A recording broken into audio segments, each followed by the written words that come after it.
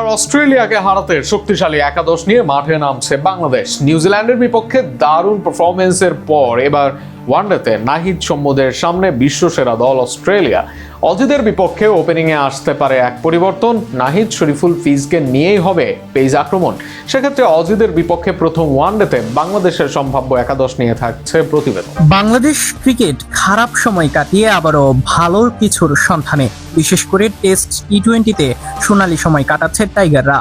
তবে ওডিআইতেও চলতি বছরে ছন্দের আভাস দিচ্ছে মিরাজের দল। এবার কঠিন পরীক্ষায় অস্ট্রেলিয়ার মতো শক্তিশালী প্রতিপক্ষকে সামনে রেখে সেরা কম্বিনেশন নিয়েই মাঠে নামতে চাইবে বাংলাদেশ। বিশেষ করে ঘরের মাঠে লড়াই হওয়ার দল নির্বাচন নিয়ে বাড়তি গুরুত্ব দিচ্ছে টিম ম্যানেজমেন্ট। ব্যাটিং, বোলিং ও ফিনিশিং তিন বিভাগ মিলিয়ে ভারসাম্যপূর্ণ একাদশ সাজানোর চেষ্টা থাকবে নির্বাচকদের। ওপেনিংয়ে তানজিদ হাসান তামিমের জায়গা প্রায় নিশ্চিত। সাম্প্রতিক সময়ে দারুণ কিছু ইনিংস খেললেও ধারাবাহিকতা ধরে রাখতে পারেনি এই বাঁহাতি ব্যাটার। তবুও তার আক্রমণাত্মক ব্যাটিং স্টাইলের উপর ভরসা রাখবে দল। তবে তাকে সঙ্গ দিতে পারেন অভিজ্ঞ সৌম্য সরকার। দীর্ঘদিন পর জাতীয় দলে ফিরে আবারও নিজেকে প্রমাণের সুযোগ পেতে পারেন তিনি। সাইফ হাসান সাম্প্রতিক সময়ে প্রত্যাশা পূরণ করতে না পারায় সৌম্যই এগিয়ে থাকছেন ওপেনিং দৌড়ে। 3 নম্বরে থাকবেন অধিনায়ক নাজমুল হোসেন শান্ত। দলের অন্যতম নির্ভরযোগ্য ব্যাটার হিসেবে তার উপর দায়িত্ব থাকবে ইনিংস গড়ার।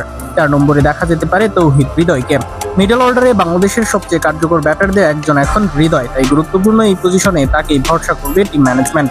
উইকেট রক্ষক ব্যাটার হিসেবে 5 নম্বরে খেলতে পারেন লিটন দাস। ইনিংস ধরে রেখে বড় স্কোর গড়ার পাশাপাশি শেষ দিকে দ্রুত রান তোলার সামর্থ্যও রয়েছে তার।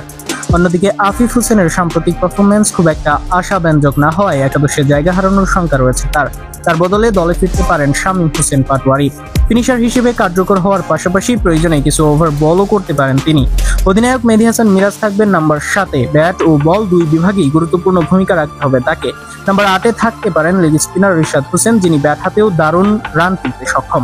পেস আক্রমণের নেতৃত্ব দেবেন মুস্তাফিজুর রহমান, তার সঙ্গে গতির ঝড় তুলতে থাকবেন নাহিদ রানা। নতুন বলে সুইং ও নিয়ন্ত্রিত বোলিং এর জন্য শরীফুল ইসলাম কিংবা তানজিম হাসান সাকিবের মধ্যে একজন সুযোগ পেতে পারেন, সেখানে শরীফুলের থাকার সম্ভাবনাই বেশি। সব মিলিয়ে শক্তিশালী অস্ট্রেলিয়ার বিপক্ষে ভারসাম্যপূর্ণ আক্রমণাত্মক একাদশ নিয়ে মাঠে নামার পরিকল্পনা বাংলাদেশের। আগামী 9 তারিখ প্রথম ম্যাচে মিরপুরে মাঠে নামবে বাংলাদেশ।